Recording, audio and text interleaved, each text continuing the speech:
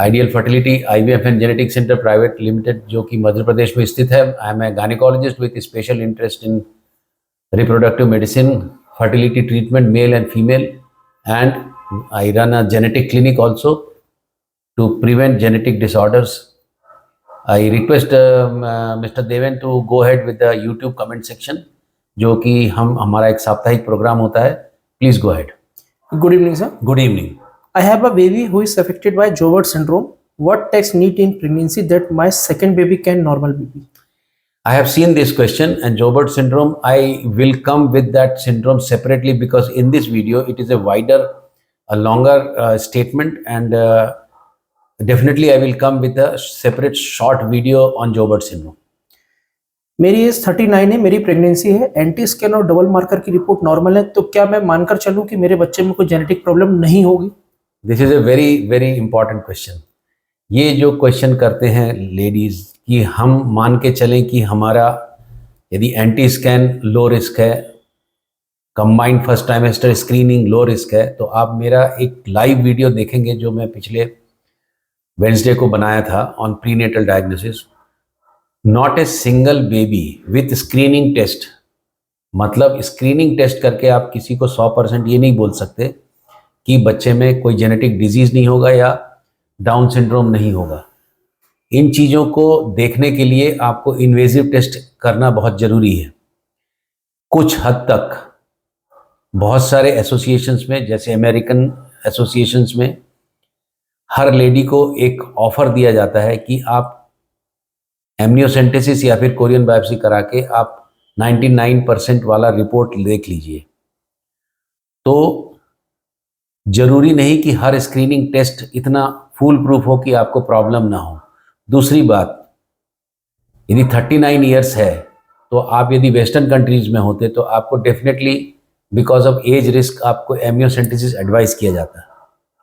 मैं personally pro invasive हूँ, but ये डिपेंड करता है कि मैं किससे डील कर रहा हूँ और कौन इसको एक्सेप्ट करता है.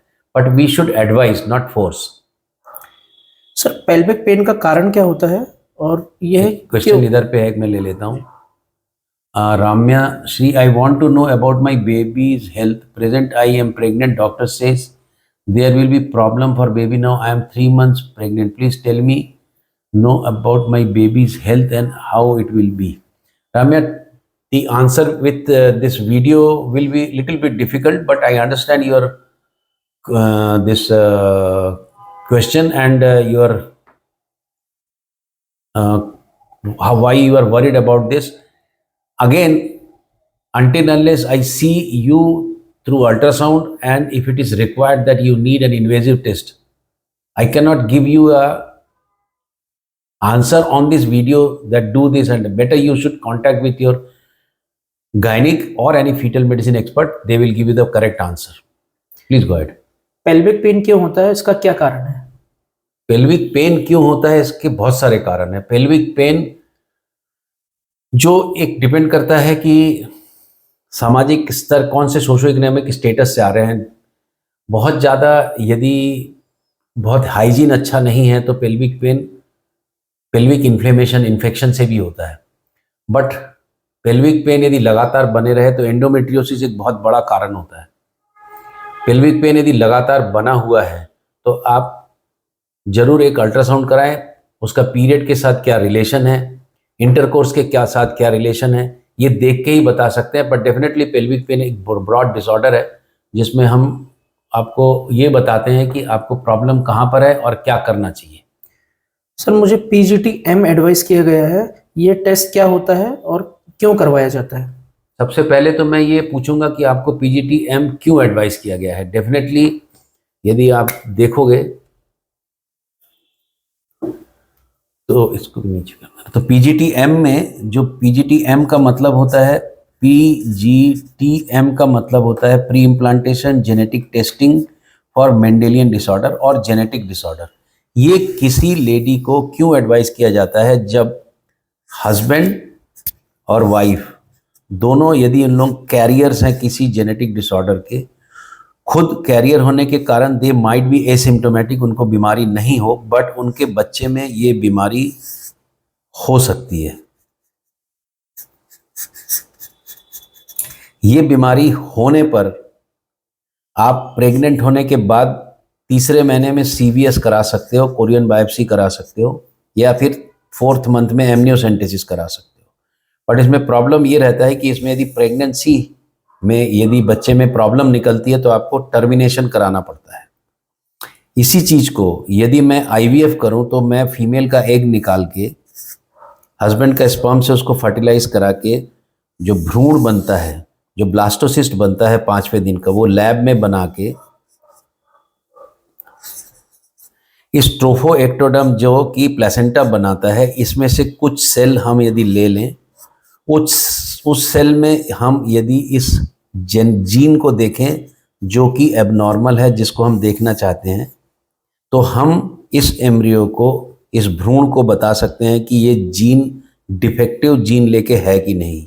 तो आप एक भ्रूण को बैठाने के पहले, क्योंकि हम इसको बच्चेदानी में बिठाने वाले हैं, तो भ्रूण को बिठाने के पहले you can have a disease free embryo.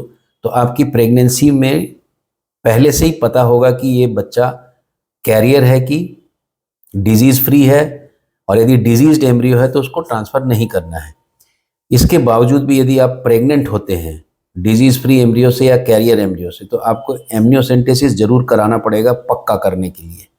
तो PGT-M एक एडवांस मेथड है प्री कंसेप्शन जेनेटिक डायग्नोसिस के लिए। मतलब आप प्रेग्नेंट होने के पहले अपने भ्रूण बनवा के, डिसएडवांटेज ये है कि ये खर्चा महंगा पड़ता है, और ये बैठेगा कि नहीं उसका सक्सेस रेट 60 to 70% है।